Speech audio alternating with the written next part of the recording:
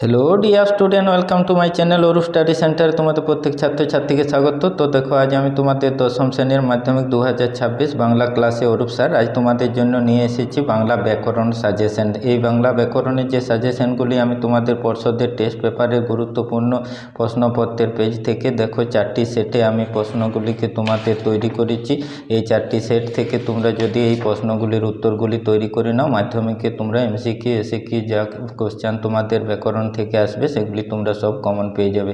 তো অবশ্যই চ্যানেলটিতে যারা নতুন দেখছো চ্যানেলটিকে সাবস্ক্রাইব করবে। অন্যান্য বিষয়ে যে সাজেশনমূলক ভিডিওগুলি আমি এই চ্যানেলে আপলোড করছি, যারা নতুন দেখছো অবশ্যই সেই ভিডিওগুলি তোমরা দেখে নেবে। তো দেখো, তোমাদের আমি 4টি সেটে যে ব্যাকরণগুলোকে সাজিয়েছি সেগুলি আমি তোমাদের উত্তর সহ দেখিয়ে দিচ্ছি। তোমরা ভালো করে দেখে তৈরি করে নাও, হাতে সময় খুব কম। তো দেখো, তোমাদের আমি প্রথম সেট থেকে যে কোশ্চেনগুলি রেখেছি সেই কোশ্চেনগুলি দেখো, বাংলায় অকারক পদগুলি কারক নয় কেন। তো সেই উত্তরটি দেখো নিচে করা আছে, এটি সুন্দর করে তোমরা লিখবে, তাহলে উত্তরটি সঠিক হবে। পরে দেখো, নিরপেক্ষ কর্তার উদাহরণ দাও।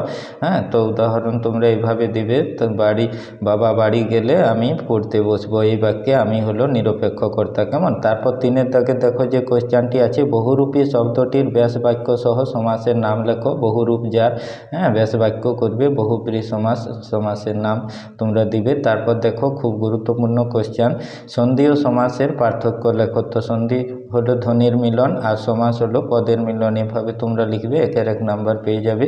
বিভিন্ন পদের অর্থ প্রাধান্য পায় এরূপ একটি সমাসের নাম যদি বলে তোমরা লিখবে বহুব্রী সমাস। কেমন? 6-এর দাগে দেখো, সমাস শব্দের ব্যুৎপত্তি নির্ণয় করতে বললে তোমরা ব্যুৎপত্তি নির্ণয় করবে, সমযুক্ত অসযুক্ত হসন্তগুলো দিবে, তাহলে উত্তরটি সঠিক হবে। তারপর দেখো, 7-এর দাগে যে কোশ্চেনটি আছে, বাবুটির স্বাস্থ্য গেছে কিন্তু শখ 16 আনায় বজায় আছে, সরল বাক্যে পরিণত করো। তো উত্তর করবে, বাবুটির স্বাস্থ্য গেলেও শখ 16 আনায় বজায় আছে। কেমন? এবার 8-এর দাগে দেখো যে কোশ্চেনটি, খাঁটি গরুর দুধ খেতে হবে, এটি বাক্য নয় কেন। তো কারণ বাক্যটিতে আকাঙ্ক্ষা, আসক্তি ও যোগ্যতার অভাব রয়েছে, সেই কারণে এটি বাক্য নয়। তো উত্তরটি তোমরা এইভাবে লিখবে, সঠিক হবে। পরে দেখো যে গুরুত্বপূর্ণ কোশ্চেনটি আছে তোমাদের জ্ঞানচক্ষু থেকে লাইন তোলা, কথাটি শুনে তপনের চোখ মার্বেল হয়ে গেল, জটিল বাক্যে পরিণত করো। তো করবে তোমরা, যে কথাটি তপন শুনলো তাতে তার চোখ মার্বেল হয়ে গেল। কেমন? এবার যে তোমাদের 10 নম্বরে দেখো শেষ কোশ্চেনটি আছে প্রথম সেটের, কর্মকর্তৃ বাচ্য কাকে বলে? যে বাক্যে কর্মপদে কর্তারূপে প্রতীয়মান হয় এবং ক্রিয়াপদ কর্মের অনুসারী হয় তাকে কর্মকর্তৃ বাচ্য বলে। কেমন? এটি সেট 1। এবার দেখো সেট 2-এর যে প্রশ্নগুলি তোমাদের আছে খুব গুরুত্বপূর্ণ। উদ্দেশ্য কর্মের একটি উদাহরণ দাও। শিক্ষক ছাত্রদের বাংলা পড়াচ্ছেন, এখানে ছাত্রদের হলো উদ্দেশ্য কর্ম। কেমন? খুব গুরুত্বপূর্ণ কোশ্চেন। মা শিশুকে চাঁদ দেখাচ্ছেন, নিম্নরেখ পদটির কারক বিভক্তি নির্ণয় করো। শিশুকে পদটি করবে প্রযোজ্য কর্মের দ্বিতীয়া বিভক্তি হবে। তারপর দেখো, ব্যতিহার বহুব্রী সমাস কাকে বলে? সংজ্ঞাটি তোমরা লিখবে এইভাবে, তাহলে তোমাদের উত্তরটি সঠিক হবে। উদাহরণ দিয়ে দেবে, হাতাহাতি, লাঠালাঠি। তারপর দেখো, জলজ পদটির ব্যাস বাক্য সমাসের নাম তোমরা করে, জলে জন্মায় জাজ, সমাসের নাম হবে উপপদ তৎপুরুষ সমাস। কেমন? এবার বাক্য গঠনের 3টি শর্ত কি কি? খুব গুরুত্বপূর্ণ কোশ্চেন। 3টি শর্ত, আকাঙ্ক্ষা, আসক্তি, যোগ্যতা। আমি তোমাদের যে বাংলা পেজগুলি উত্তরগুলি তুলে ধরেছিলাম অন্যান্য ভিডিওতে গুরুত্বপূর্ণ, সেখানেও ব্যাকরণ অংশগুলি আমার দেওয়া আছে উত্তর সমেত, সেই যারা দেখোনি তারা অবশ্যই দেখে নেবে, তাহলে তোমরা সবকটি কোশ্চেনই কমন পেয়ে যাবে। পরে দেখো 6-এর দাগে যে কোশ্চেনটি, দুষ্টুমি না থামালে খেলনা পাবে না, জটিল বাক্যে রূপান্তরিত করো। তো দেখো কীভাবে করবে, যদি দুষ্টুমি না থামা তবে খেলনা পাবে না। কেমন? এবার দেখো, কর্মকর্তৃ বাচ্চের যদি একটি উদাহরণ দিতে বলে তোমরা লিখবে বাঁশি বাজে, এখানে বাঁশি কর্ম হলো কর্তার মতো কাজ করছে, তাই কর্মকর্তৃ বাচ্চের উদাহরণ হবে। আমার সঙ্গে এসো, ভাব বাচ্চে রূপান্তরিত করো, করবে আমার সঙ্গে আসা হোক। কেমন? এবার 9-এর দাগে দেখো যে কোশ্চেনটি তোমাদের আছে, কোন সমাসে পূর্বপদের অর্থ প্রাধান্য পায়? তো উত্তর করবে, উভয়ভাব সমাসে পূর্বপদের অর্থ প্রাধান্য পায়। খুব গুরুত্বপূর্ণ কোশ্চেন। এবার দেখো 3 নম্বর সেটে যে গুরুত্বপূর্ণ কোশ্চেনগুলি তোমাদের আছে আমি দেখিয়ে দিচ্ছি। বিভক্তি কয় প্রকার ও কী কী, তো উত্তর লিখবে বিভক্তি দুই প্রকার, শব্দ বিভক্তি, ধাতু বিভক্তি বা ক্রিয়া বিভক্তি।